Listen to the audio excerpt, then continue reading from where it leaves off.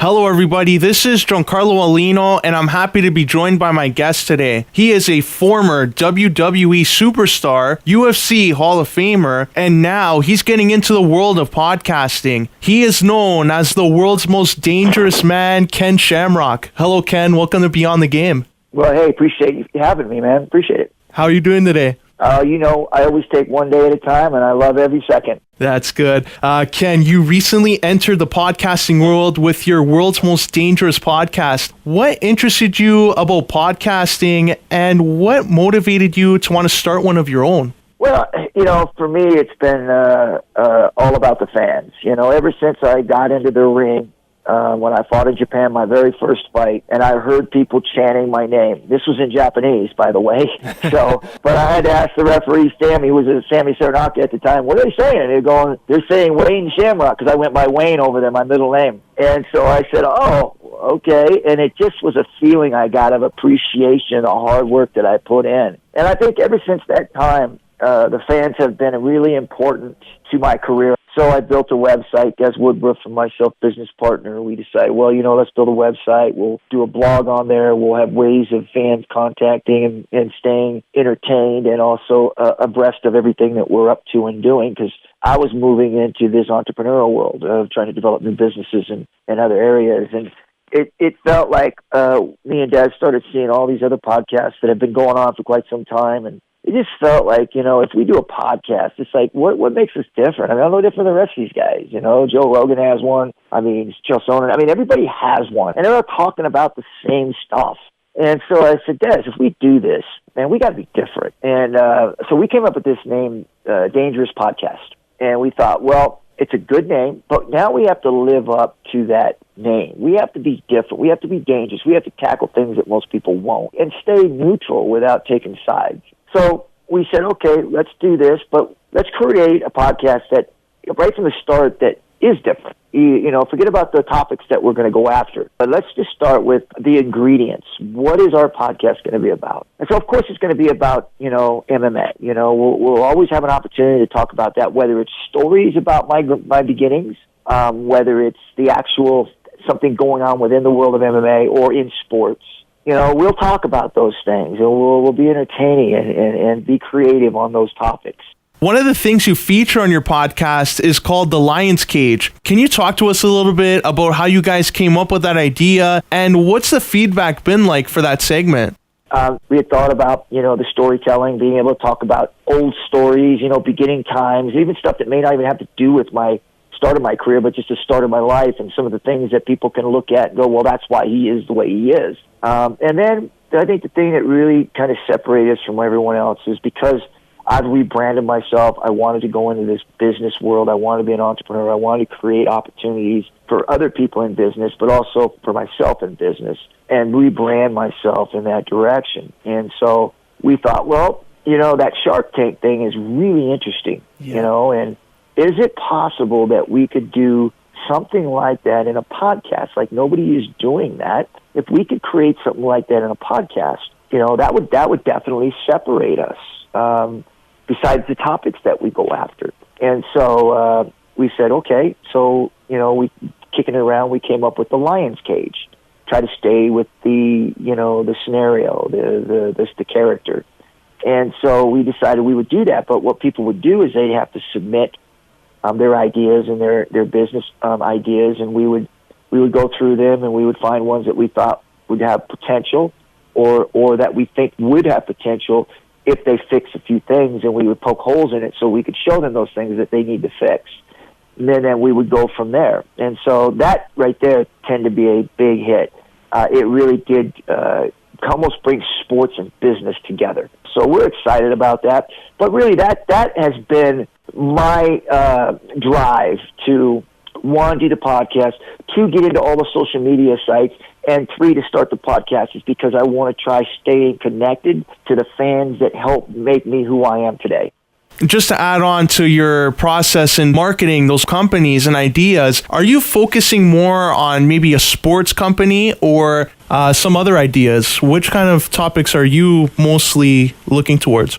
Well, we're looking for all of them. Like one, we got one that was just submitted in that we actually talked about on our last podcast. Was this? We know all these webcams and these GoPros. Well, this idea was basically, let's put more towards the sports, but more as a father figure, more as a person standing on the outside. But as a coach, I got to thinking, man, it's a great idea just to have in the gym when you're trying to train a fighter and you just don't have anybody to hold a camera. But it's one of those cameras that has a thing that hooks to a cage or hooks to a pole or hooks to anything, so that you can actually film with no one there, or your kids playing baseball or football, that you can actually, instead of standing up on a tripod or putting it in here, because some of those places you're out there, it's just all dirt and a fence. Yeah. If it's a baseball field or a football field, a practice field, that you can hook these things to fences or to chair or other things that you can actually, without holding it and be an all movie, be able to hook it up and be able to film the things that are going on, whether it's you training somebody in a gym for a fight or whether it's your kid out playing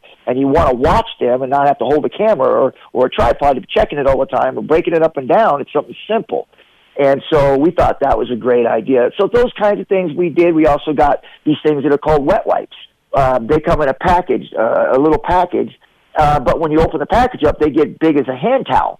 And so they're like these, like you would get wet wipes, and so you could almost clean everything with them. If you're going camping, you can clean utensils with them, you can clean your grill with them. At home, you can wipe things down. I mean, and if you, for instance, for me, I used them when I was overseas training, and some of these gyms, there was no hot water. So I would rip these wet packs open, and I would wash myself down because they were as big as a hand towel. So I washed my whole body down, and I was clean, and I smelled good. So there was a really great opportunity. So those are the kinds. It's really no boundaries. I mean, there's whatever we believe that will sell in the marketplace that has a great opportunity for a sale in a marketplace. Ken, you've accomplished a lot during your Hall of Fame career, even going back to your time in Japan and Pancrase. During that time, though, you've seen the sport evolve to now where it's on pay-per-view, 1 million pay-per-view buys, mainstream attention. For the MMA fans out there who may have just started watching the sport, how would you describe the beginnings of MMA? As a fighter or as an athlete, you're happy to see how big it's gotten. But at the same time, my heart is broke because I see all the money being made, and I see these fighters going out there, and they had the same attitude I did, that they would go in and fight in a ring because they loved it. They want the opportunity to fight in front of people. They want their name out there, and yet they're not making the money. I mean, you look at this last pay-per-view, Dana said they did really well on that pay-per-view, and yet they're giving bonuses of $25,000. I'm looking at myself, when you make it on a UFC card, you've made it. And when you say that you've made it, you're looking at millions of dollars, not hundreds and thousands of dollars, millions of dollars, so you can retire. So I'm almost torn with both of them, right? I'm excited it's so popular. I was a part of that and getting it there. But at the same time, in the inner workings and all that, it rips me apart to know that these guys are going to end up with nothing. For those just joining us on Vibe 105, we're speaking with UFC Hall of Famer Ken Shamrock. Ken, your fights with Tito Ortiz are credited as being those big super fights that helped get the UFC into the mainstream. The first time you guys fought, you were just getting back into MMA, and Tito, on the other hand, was a UFC light heavyweight champion. How did the UFC approach you for this fight, and did you have any second thoughts about fighting Tito so soon after returning? Well, I was approached by Dana. I had one more fight left over in Japan. I had a bad knee. I had a torn ACL. And I was thinking, I got to finish my contract up, and I'll get my knee fixed. And I remember telling Dana that I had a bad knee and saying that, but I'll fight. I mean, I've fought the last year with the torn ACL. There's one more ain't going to matter. And the reason why I did that was that when Dana came to me, he said that they were just getting killed. I mean, they're doing 30,000 pay-per-view buy rates, 34, something like that, between 30 and 40. And they were just getting hammered. They're just not going to make it. And I told Dana, I said, Dana, man, if I get in there and I fight Tito, I'm telling you, man, I'll blow this up. It'll be big. We'll do over 100,000 buys. And he laughed at me. He says, man, we brought so many people in here, and nobody has been able to break 40,000. And I said, Dana, I'm telling you, I have done it over and over again wherever I've gone, whether it was in Japan or whether it was here. I have always broke the record on every time I stepped into the ring. I said, I am telling you, I can do it. And so we negotiating money, and of course, they didn't have the money they needed to pay me. I understood that. They were struggling. And so I took it on the come. I said, well, if I break so much, then I'll get paid. And we had an agreement. And so we went and we did the fight. And as everybody's seen, it quadrupled the numbers that they were normally doing. We did close to 150,000 buys. Wow. And it was just incredible. The mainstream audience, the mainstream coverage, best damn sports show, best feud of the year. I mean, and at the same time in my mind, I'm saying I'm out of my prime. I've got a knee injury. I'm 42 years old.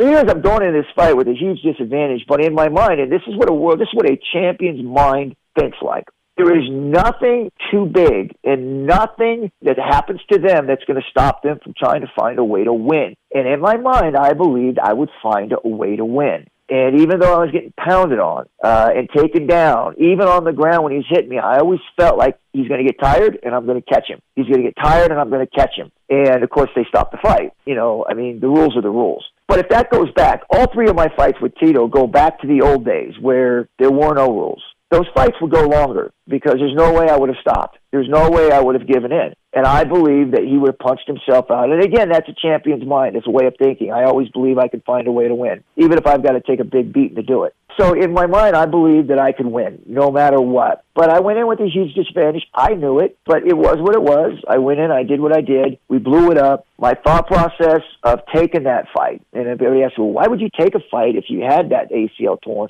You were going to get surgery. Why would you go get that surgery done first?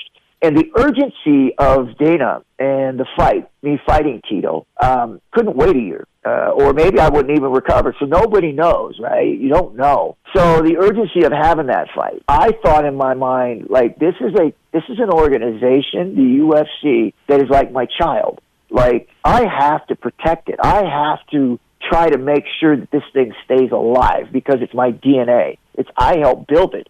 And so I went and did that fight with the thought in my mind that I was going to be the one that would revive this company and that it would keep going because I can't let it disappear. I can't let it close down. So I did the fight even knowing with the ACL and with all the things that I had to go through to do that fight. I believed that I could save the UFC, that I could get the numbers they needed in order to keep the doors open, and I did it. Yeah, and you've seen it yourself, too. The popularity of the sport after that seems to be growing as each year goes by. Nowadays, with all these divisions, there's debate on who really is the best pound-for-pound fighter. In your opinion, as a Hall of Famer and a former fighter, who do you believe is currently the best pound-for-pound fighter in the world, and why do you feel he or she deserves to be recognized as the best in the world?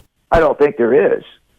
I don't think and people say that all the time. I've used the quote myself, but I don't believe there's no such thing. I mean, you are what you are in your weight class.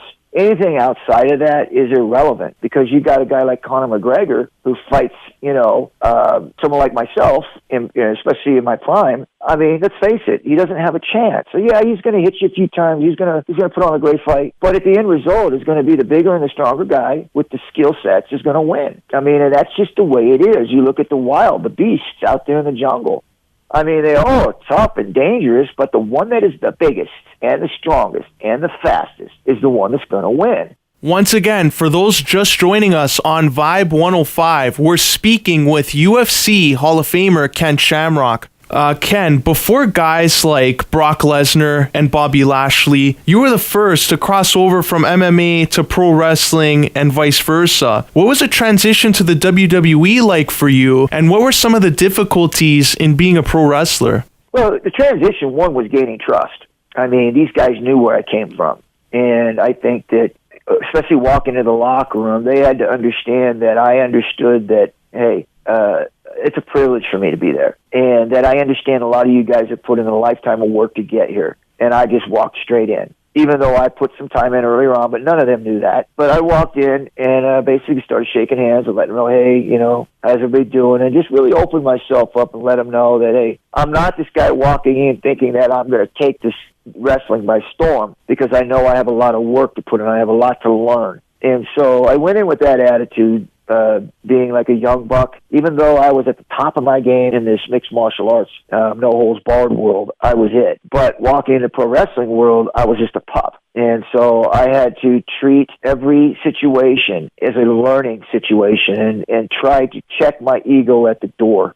Now, Ken, before we wrap up, you were in the WWE for roughly 2.5 years, but during that time, you were able to become one of the most popular stars during that Attitude Era. Now, WWE has been known to bring back those past stars for special matchups. The Rock has gone back. Kurt Angle has recently gone back. If the WWE approached you about returning to the company, who are some of the guys you would like to wrestle, and why do you feel those matchups would be so appealing to the fans? Well, now that I see what they're doing in pro wrestling, I think they're finally making the right moves, You got guys like The Rock coming back, who I had great matches with. I was supposed to chase him up for the title. It never happened. It should have happened because I believe me and Rock put on some great matches. We had great chemistry. You got guys like Brock Lesnar. You got Goldberg. You got guys that come from, they got attitude. I mean, it's beautiful right now with what's going on. And you've got Kurt Angle, which that match should have happened a long time ago since he was the one that really took the ankle lock and started using it after I left.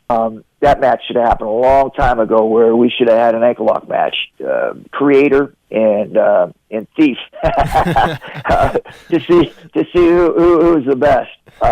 And so it would have been I thought that should have happened a long time ago. It didn't, but here's an opportunity for it to happen and to revive pro wrestling where it needs to be. It needs to have some attitude in there. I think they've lost that. Oh, some of those matchups can sound really good. Maybe we'll start one at #Vibe105TO. Get Ken Shamrock back in the WWE to face Kurt Angle. Well, Ken, unfortunately, we're out of time. We'd like to thank you for taking the time to chat with us here at Beyond the Game, and we wish you all the best. Yeah, listen, I appreciate you guys having me on, and hopefully one day you guys will see me with that World Heavyweight Championship belt around my waist, if I ever get the chance. Oh, looking forward to that, Ken. That was former WWE superstar and UFC Hall of Famer Ken Shamrock. And if you want to listen to more of Ken Shamrock, you can download World's Most Dangerous Podcast, which is available on iTunes. Now, we're going to send it back to the studio for more Beyond the Game right here on Vibe 105. Hey, this is Ken Shamrock, World's Most Dangerous Man. You're listening to The Game. The world